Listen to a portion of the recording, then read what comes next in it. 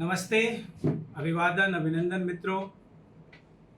आज के इस सेशन में मैं प्रोफेसर आनंद चौधरी आपका स्वागत करता हूं और इस स्वागत के साथ ही आपका बहुत ही साधुवाद, आभार, धन्यवाद करता हूं कि आप निरंतर प्रश्न पूछ रहे हैं और नए-नए विषय मुझे दे रहे हैं कि आप इस विषय पर बोलिए।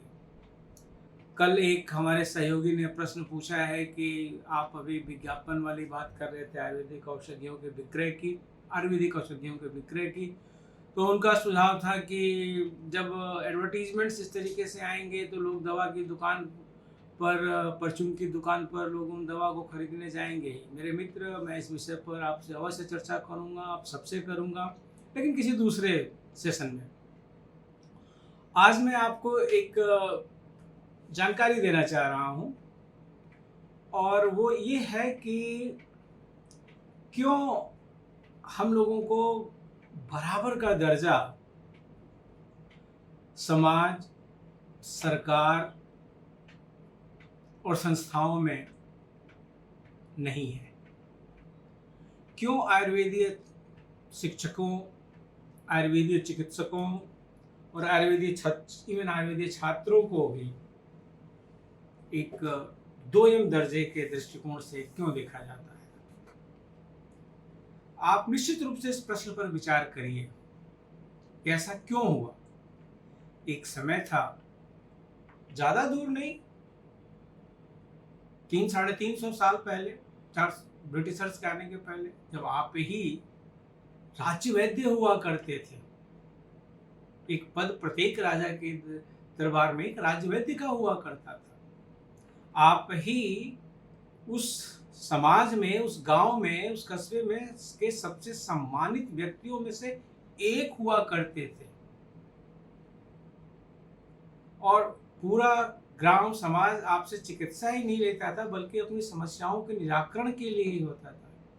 जो समाज का सबसे संभ्रांत वर्ग होता था, मेरी बात पर ध्यान से सुनिए, जो समाज का सबसे संभ्रांत वर्ग होता था वही आयुर्वेद पढ़ता था और वही आयुर्वेद चिकित्सा से संपूर्ण ग्राम की स्वास्थ्य परंपराओं का और लोगों के स्वास्थ्य का ख्याल रखता था और उसकी ख्याति, उसका सम्मान बहुत हुआ करता था। आखिर ऐसी कौन सी परिस्थितियां आई और क्यों आई और कौन ले आया जिसके चलते आयुर्वेदिक कॉलेज में एडमिशन्स तक लोग नहीं लेने लगे 1950-60 के दरमियान? आखिर क्या कारण थे? क्यों? सोचिए। और आज क्यों 2023 में आपका पुनर्जागरण हो रहा है पिछले 10 वर्षों से? इसको भी सोचिए। आवश्यक है इसको सोचना, इसका आकलन करना। This is very much compulsory to analyze the facts, what we were, what we are, and what we are going to happen in the next decade. This we have to seriously interpret it and act accordingly if we want our system to survive and certainly our recognition at par. So friends, what do you think? This is my pain. This is your pain. Almost all time you think, except someone who are enjoying the highest position, and those are the rare people, and rare people never make any example. Example is a normal who is studying in a normal course. That teacher who is not teaching normally and struggling for bread and butter. And that medical officer who is having no recognition. So who are responsible for all these things? Yes, first we should own the responsibility and then blame others. I repeat, and I mean it. First, introspect yourself and then blame others for this pathetic condition. Okay, come. You will be surprised, आपको बहुत आश्चर्य होगा, आप विश्वास नहीं करेंगे जो मैं कहने जा रहा हूँ। हमारा देश आजाद हो गया 1947 में, 1947। और सीसीआईएम कब बनी? पार्लियामेंट एक्ट से 1970। तो जब भारतीय गणतंत्र, भारतीय संविधान 1950 में लागू हो गया, तो 1950 से 70 तक, जब तक कि पार्लियामेंट एक्ट से सीसीआईएम जो आई, central council of Indian medicine, तब तक हम इस देश में अवैधानिक थे। 20 वर्षों तक हमें हमारी सरकार ने मान्यता नहीं दी थी पार्लियामेंट के द्वारा। हाँ, मैं सही बोल रहा हूं, मैं अपने आप को चिकोटी काट के देख रहा हूं कि हाँ मैं होशो आवाज में हूं कि नहीं। 1970 में जब सीसीआईएम बनी, पार्लियामेंट से पास हुआ, तो आप राष्ट्रीय स्तर पर एक सूत्र में एक चिकित्सा पद्धति के रूप में आपको मान्यता मिली, राष्ट्रीय स्तर पर।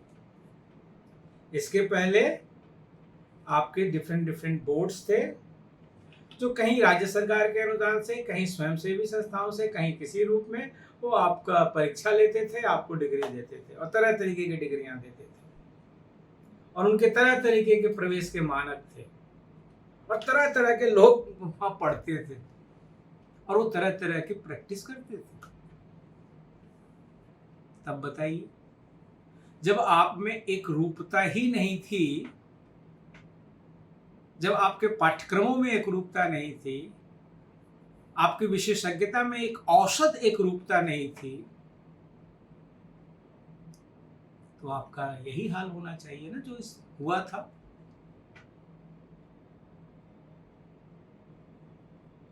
कहीं आप सिर्फ मध्यमा का एडमिशन ले रहे हैं, कहीं आप इंटर साइंस ले रहे हैं, कहीं आप इंटर साइंस बायो को ले रहे हैं।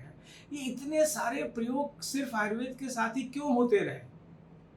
सोचा आपने? सोचने की बात है ना, समझने की बात है ना ये। और इतनी सारी कमेटियां बनी।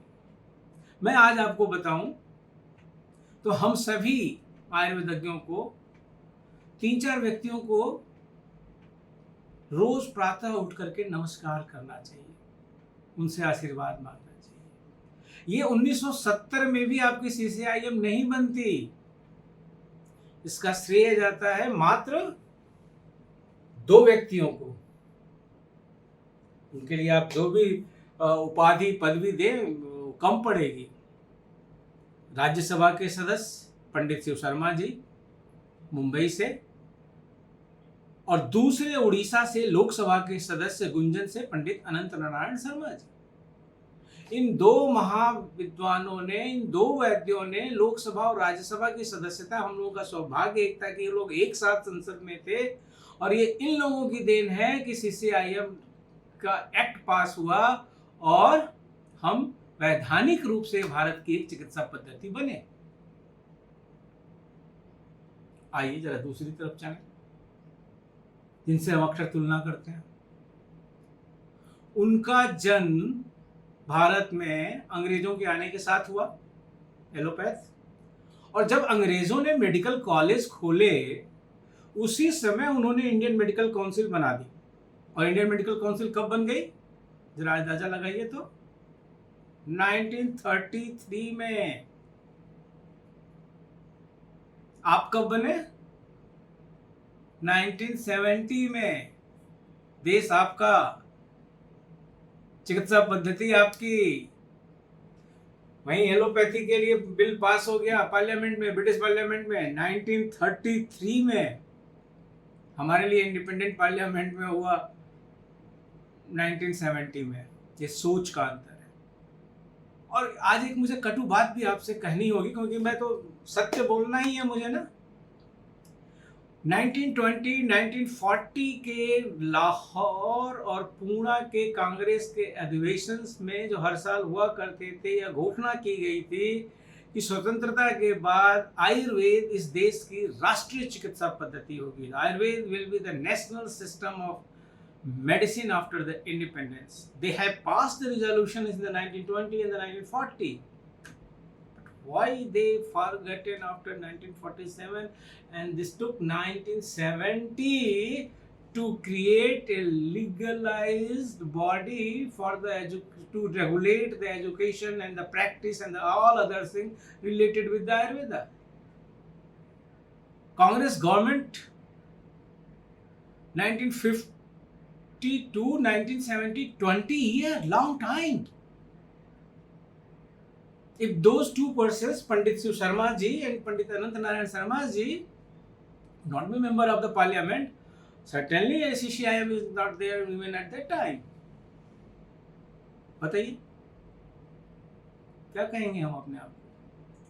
लोग कहते हैं ना कि अंग्रेज छोड़ के चले गए, लेकिन अंग्रेजी मानसिकता दे गए थे हमारे यहाँ के हर लोगों को, पॉलिटिकल लीडर्स को, एडमिनिस्ट्रेटर्स को, ब्यूरोक्रेट्स को, और इवन सम एलाइट पीपल को, सो कॉल्ड एजुकेटेड। बताइए आपने, मतलब ब्रिटिशर्स ने इंडियंस के सहयोग से 1933 में इंडियन मेडिकल काउंसिल बना ली। और ये जो हमसे हमेशा आप जिनसे हम लोग हमेशा थोड़ा सा टग ऑफ वॉर रखते हैं, इंडियन मेडिकल एसोसिएशन, ये कब बन गई थी? ये बन गई थी 1928 में। और 1928 में जब इंडियन मेडिकल एसोसिएशन बन गई तो उसने परसू किया केस को, और 1933 में इन्होंने मेडिकल काउंसिल ऑफ इंडिया बनवा ली। ठीक, अब मैं एक दूसरी एनालॉजी लाता हूँ आपके सामने। 1907 में अखिल भारतीय आयुर्वेद महासम्मेलन बन गया, धूम धड़ाके से। एक वैद्य जी ने नासिक के अपनी जमीन बेच करके, उनको भी मैं नमन करता हूं, अखिल भारतीय आयुर्वेद महासम्मेलन की स्थापना की। वाल्मीकि जी महाराज उसके अध्यक्ष हुए थे 1922 में, और फिर उन्होंने आयुर्वेद की सारी कल्पना की और काशी हिंदू विश्वविद्यालय में आयुर्वेद कॉलेज खोला। हालांकि उन्हें कॉन्सेप्ट पेपर में 1904 और 1912 में ही लिखा था, लेकिन जब उनको वाल्मीकि जी महाराज को अखिल भारतीय आयुर्वेद महासम्मेलन की अध्यक्षता दी गई, तो जो वो एक यूनिट थी ओरिएंटल लर्निंग में, वो एक कॉलेज बना पूरी तरह से। हालांकि पहले से उनका कॉन्सेप्ट था कॉलेज बनाने का, आयुर्वेद महाविद्यालय उन्होंने लिखा है 1904-1912 में, लेकिन किसी कारणवश वो अभी कॉलेज फुल फ्लेज नहीं था। लेकिन जब वाल्मीकि जी महाराज को अखिल भारतीय महासम्मेलन की अध्यक्षता मिली तो कॉलेज फुल फ्लेज खुला। अब बताइए आप, 1907 की हमारी संस्था अखिल भारतीय महासम्मेलन, जो अभी भी चल रही है, शताब्दी वर्ष उसने 2007 में चंडीगढ़ में बनाया, वहां मुहिम राष्ट्रपति महोदया ने उद्घाटन किया था। कितना सक्रिय थी। अरे वो दो लोग, वैद्य शिव शर्मा जी और वैद्य अनंत नारायण शर्मा जी, गए तो 1970 में हमारी CCIM आई। बाहर से कुछ प्रयास किया होगा इन लोगों ने, लेकिन इधर जरा देखिए तो 1928 में IMA बने, 1933 में MCI बन गई।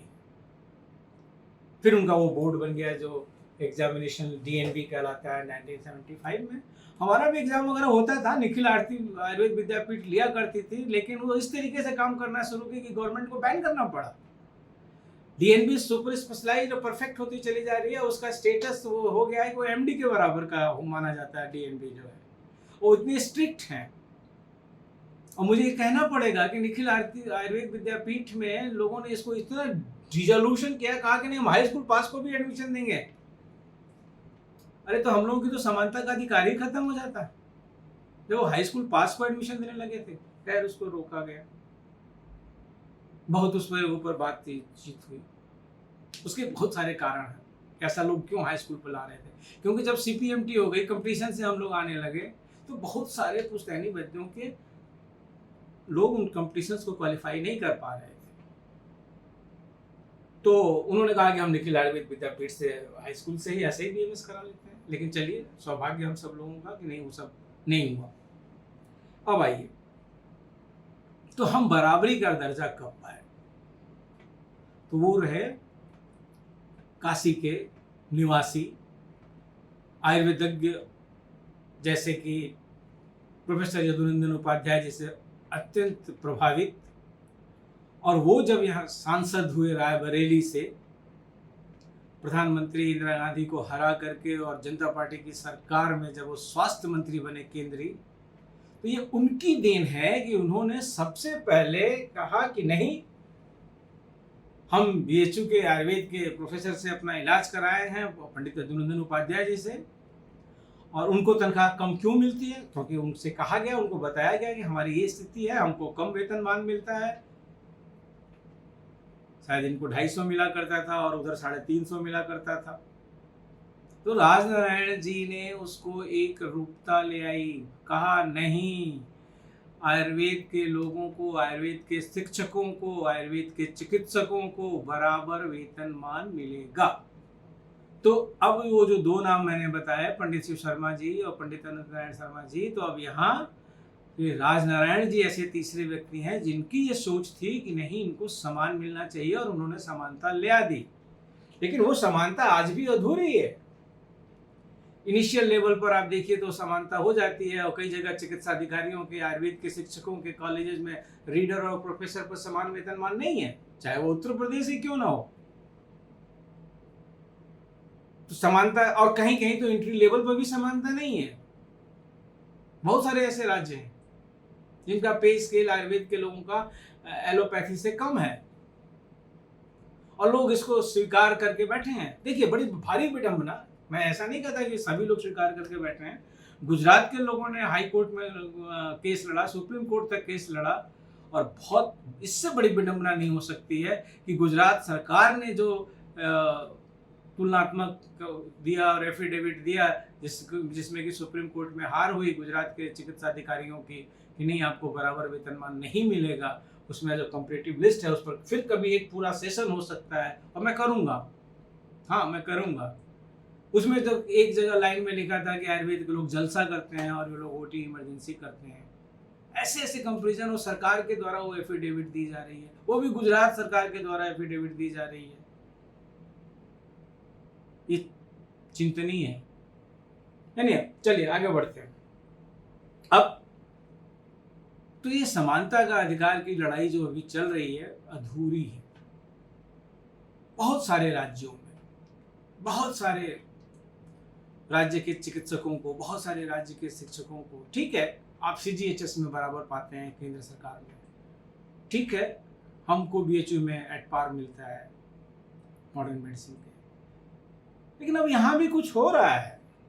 All India AIIMS like structure में जब से ये चीज़ें हुई हैं और गवर्निंग बॉडी आ रही है, तो यहाँ भी थोड़ा सा है अनबन। देखिए वो कब तक सामने आता है और कब तक आता है, क्योंकि मिनिस्ट्री ऑफ हेल्थ कहती है कि आयुर्वेद के लोगों की बात, हम उनका खर्चा क्यों ज़्यादा उठाएं, क्योंकि हम लोग यहाँ पार्ट हैं, और वो कहते हैं कि इनके लिए मिनिस्ट्री ऑफ आयुष थे। मिनिस्ट्री ऑफ आयुष कहती है कि ये तो हमारे अंग ही नहीं है, तो हम इनके ऊपर पैसा क्यों खर्च करें। यानी वो अभी चल रहा है, क्योंकि हम लोग एक सिस्टम में, एक सेटअप में है, तो अभी बराबर है, अभी कोई परेशानी नहीं है।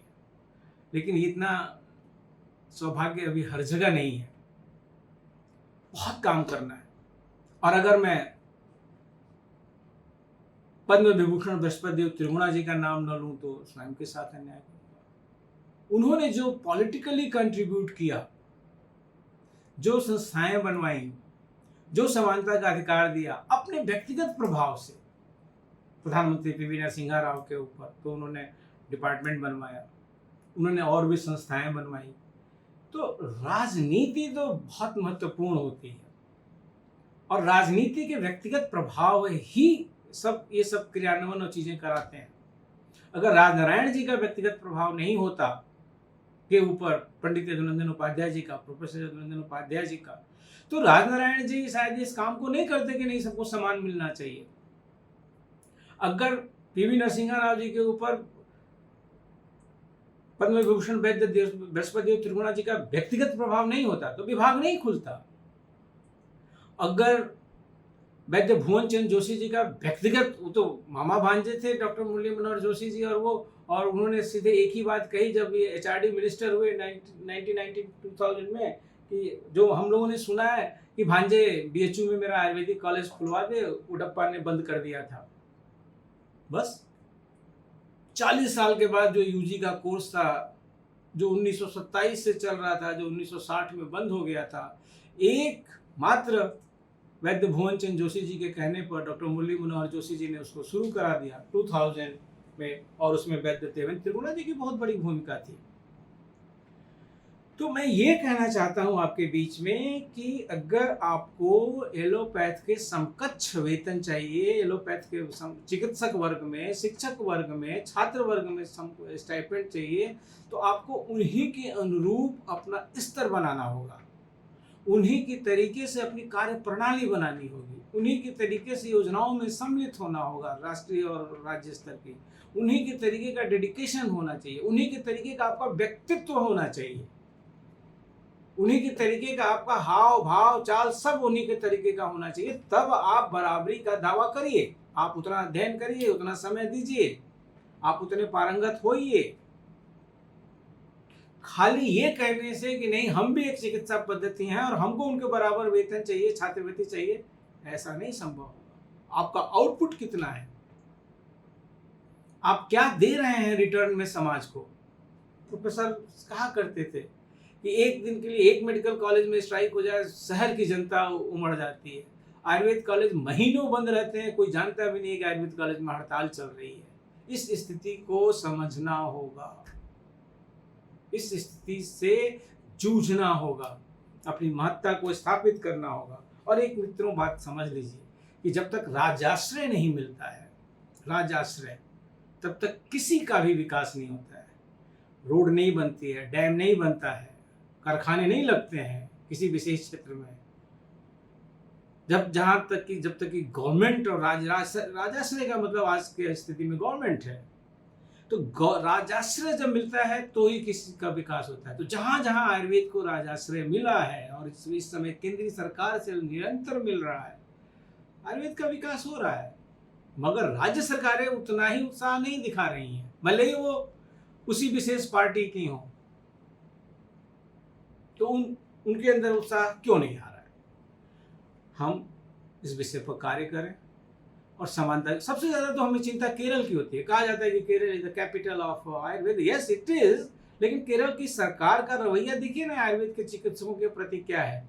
वहां तो रोक लग गई कोरोना में कि नहीं आप आयुर्वेदिक चिकित्सा नहीं दे सकते, और आज भी केरल में आयुर्वेद की स्थिति ठीक नहीं है। जबकि हम सब कहते हैं कि केरल की आयुर्वेदिक थेरेपी और केरल में जो चीजें हैं वो बहुत अच्छी हैं, मगर राजाश्रय नहीं है उनके पास। वहीं आप उत्तर प्रदेश में आइए, हमारे माननीय मुख्यमंत्री योगी आदित्यनाथ जी का राजाश्रय है। उन्होंने एक विश्वविद्यालय खोला और सभी योजनाओं पर वो काम करने के दिशा निर्देश देते रहते हैं। अब उनके सामने भी है, जब ये प्रश्न जाएगा कि भाई यहाँ पर रीडर और प्रोफेसर के लेवल पर समान वेतनमान नहीं है शिक्षकों में, तो फिर वो कहेंगे कि यही हर अधिकारी कह देता है, यही हर मंत्री मुख्यमंत्री जी कह देते हैं कि भाई काम करके दिखाओ। माननीय प्रधानमंत्री श्री नरेंद्र मोदी जी की अगुवाई में निश्चित रूप से, और सचिव वैद्य राजेश कोटेचा जी के नेतृत्व में निश्चित रूप से हम आगे बढ़ रहे हैं। लेकिन अभी भी समाज में हमें मान्यता तो मिलनी शुरू हो गई है और अच्छी खासी मिल रही है, लेकिन जो इसका इंफ्रास्ट्रक्चर है, हम 50 बेड का हॉस्पिटल खोले जा रहे हैं और दवाइयों का बजट उपयुक्त नहीं है, संख्या 24 घंटे अस्पताल चलाने लायक नहीं है। तो हमें इनसे जूझना होगा। एक एम्स का बजट 3300 करोड़ रुपया होता है और हमारे पूरे राष्ट्रीय स्तर पर आयुष मंत्रालय का बजट 3300 करोड़ रुपया होता है। तो कहाँ की समानता और कहाँ सरकारें हमसे बराबर की डिमांड करती हैं कि आप भी उतना ही काम करिए। तो ये स्थिति है, बड़ी कैच 36 की स्थिति है। First you have to nourish us, then we will give you result. तो they are demanding result first without nourishing us.